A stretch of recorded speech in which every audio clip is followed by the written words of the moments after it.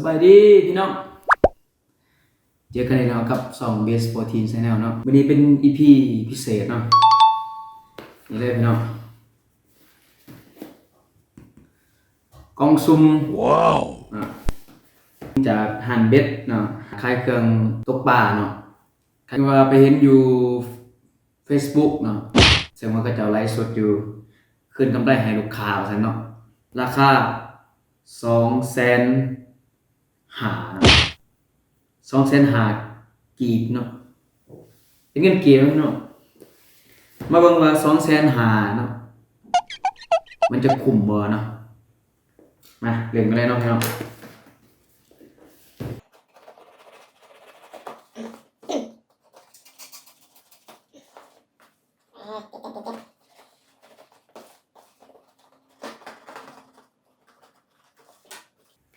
โอ้อันแรกพี่น้องเนี่ยตีปลาคอหรือว่าปลาพวกปลากวนเนาะปลาคอปลาโดเนาะกบย่างกบแม่นได้ไหมหนูย่างพี่น้องหนูย่างตัวนี้เขาเขียนอยู่หันแล้วว่าราคา25,000กีบเนาะอันนึงละ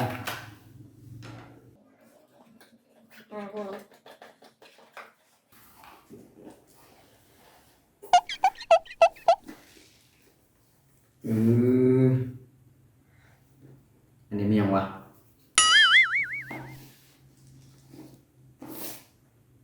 ว้าว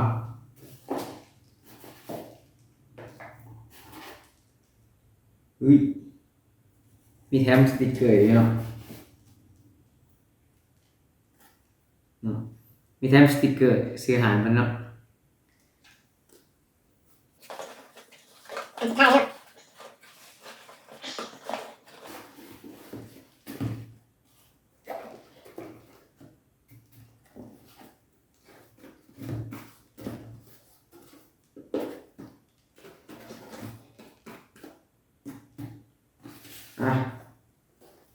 เ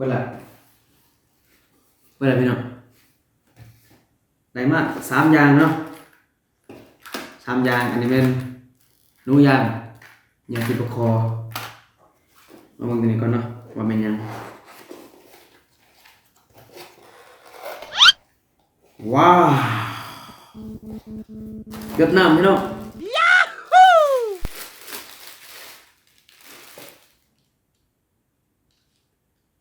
ว้าว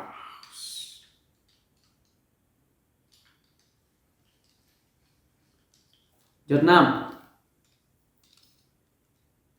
ราคาเราติดอยู่นี่แม่นเรา180,000เนาะเฉพาะอันเดียว180,000กีบเนาะสำหรับโหมดตัวนี้เนาะมาเบิ่งกันเนาะฮึบโอ้พี่น้อง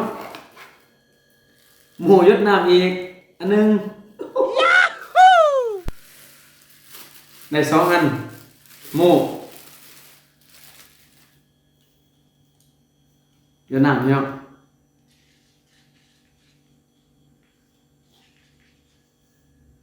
ยดน้ำ2อันพี่น้องราคาอยู่ในกล่องแมน280,000เนาะ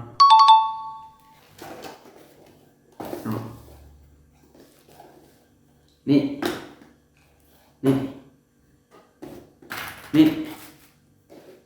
ใน2อันพี่น้อง2อย่างหมูแล้วก็อันนี้เนาะ3อย่างคุ้มบ่ว่าถ้าว่าคุ้มบ่คุ้มแน่นอนเนาะพี่น้องเนาะ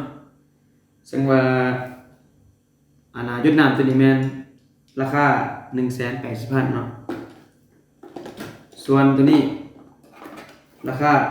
280,000เฉพาะแต่อันนี้อันเดียวเนาะก็เกินราคาที่เราเอฟไปแล้วเนาะ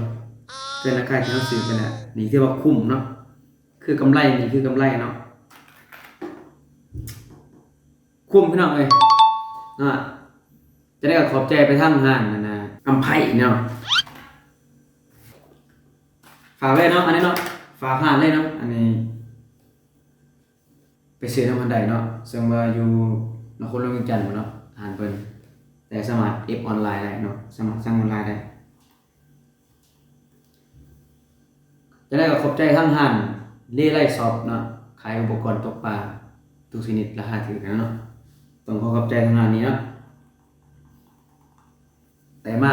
หมวก2อันก็ถือว่าคุ้มแล้วเนาะแต่ว่าถ้าว่ามีขั้นแห่งดีเนาะพี่น้องเนาะจังว่าฉันสิได้ไปซื้อขั้นมันอีกเนาะจบสำหรับพี่นี่พี่น้องเป็นการรีวิวแกะกล่องซุ่มพี่น้องเลยเป็นของขวัญปีใหม่เนาะเสมือนเฮ็ดของกล่องซุ่มของขวัญปีใหม่ได้หมวกมา2อันเนาะจบสำหรับคลิปนี้พี่น้องเจอกันใหม่คลิปต่อไปบาย Lay down and I play dead and I stay